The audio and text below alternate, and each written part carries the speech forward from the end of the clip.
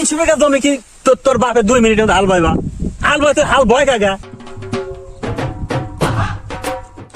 মামা একটা কাজ করেন, আপনি পুরোনো একটা গল্প করেন, আপনি দাদার আলমে সেই পুরোনো গল্প শুনি, তাহলে সময়টা কাটুক। হ্যাঁ হ্যাঁ ভাই, তোমার দাদার পুরান আমলের একটা গল্প কও। তাহলে গল্প তোরা শুনবো?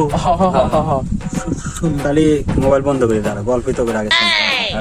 গল্প যখন তো শুনবো তাহলে শোন, ভালো করে শোন। মনে কর যে আমার দাদার দাদার গল্প।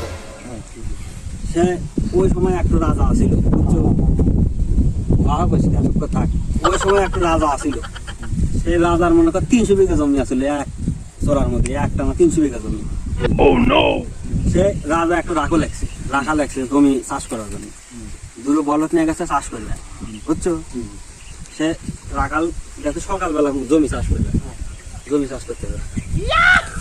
মামা হাল বলে তারপরে কি কি কি হলো? হাল বইতেছে মামা হাল বলছে তারপরে কি হলো? আচ্ছা ওই 300 বিঘা জমি কি তোর বাপের 2 মিনিটের মধ্যে হাল বাইবা? হাল বইতে হাল বয় কাগা? 300 বিঘা মিনিমাম 15 দিন লাগবে হাল বতে। হাল বন হোক তারপর আসিস। গল্প শুনে গল্প শুনতে যাচ্ছে এটি, হ্যাঁ? আমি বাসি না, চিন্তা বাসি না, গল্প মারাইছে।